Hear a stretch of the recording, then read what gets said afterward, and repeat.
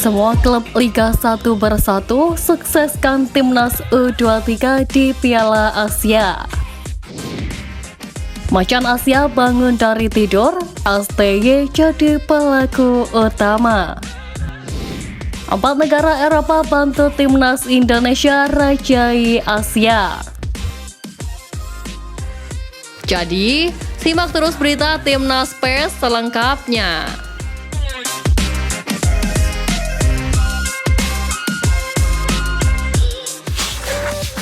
Semua klub Liga 1 bersatu sukseskan Timnas U23 di Piala Asia.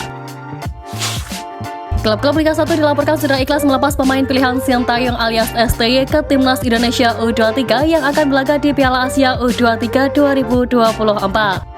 Itu merupakan bagian dari dukungan tim untuk tim nasional.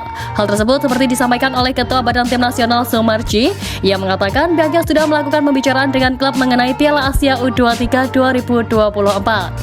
Dari hasil pembicaraan, klub mengaku mendukung Timnas Indonesia U23 meski diketahui kejuaraan tersebut berlangsung di luar agenda FIFA di mana sejatinya klub tidak diwajibkan melepas pemain ke Timnas. Sumarji mengatakan ada 26 pemain dipanggil oleh pelatih Timnas Indonesia U23 Sintayong. Rencana awal skuad Garuda Muda akan menggelar training camp di Dubai UAE. Setiap tim Liga 1, Sumarji mengatakan tak ada yang pemainnya dipanggil lebih dari 3. Oleh karena itu, ia berharap klub tidak terlalu keberatan. Lebih jauh, Sumarji mengaku yang menjadi perhatian pihaknya adalah pemain-pemain abroad. Butuh negosiasi lebih keras dengan klub yang bersangkutan. Piala Asia U23 2024 berlangsung pada 15 April hingga 3 Mei 2024, di mana Timnas Indonesia U23 berada di grup A bersama tuan rumah Qatar, Yordania, dan Australia.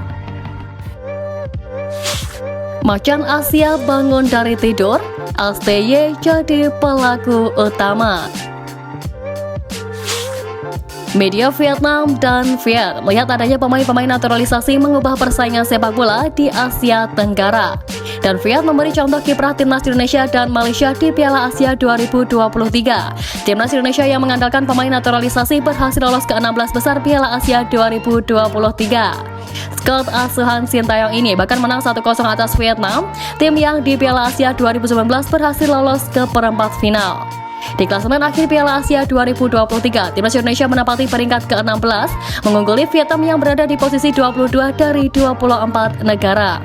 Kemudian Malaysia yang datang dengan bantuan 14 pemain naturalisasi memang rontok di fase grup.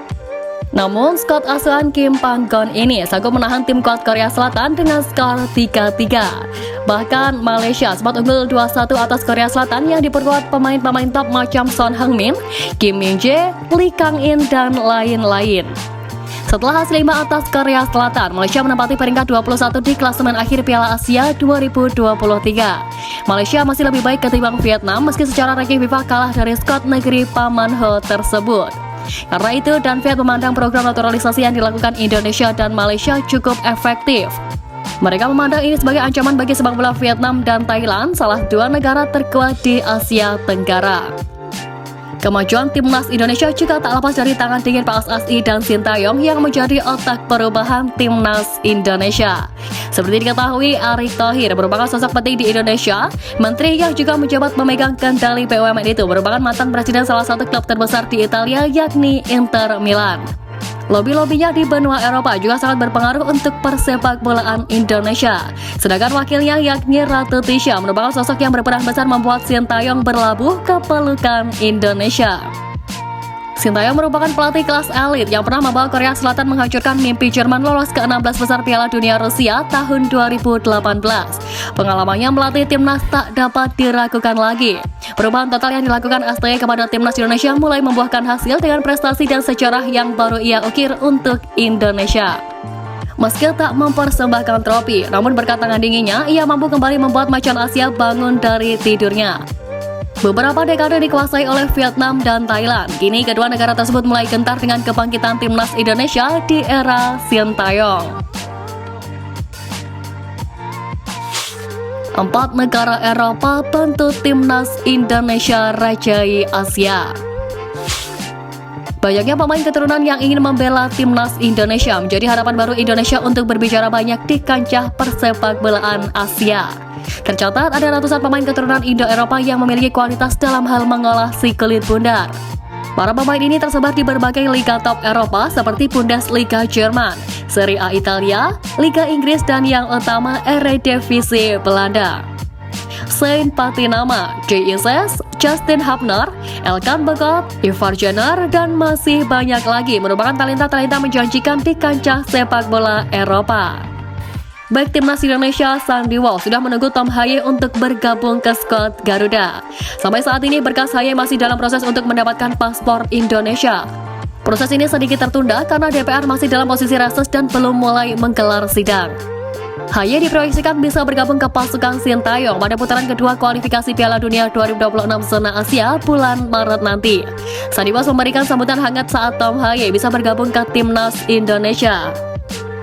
Dia bahkan ingin segera mengobrol dengan pemain SC Heerenveen tersebut saat mereka dipanggil ke skuad Garuda nanti. Menurutnya, kehadiran Haye bisa memberikan warna baru di timnas nanti.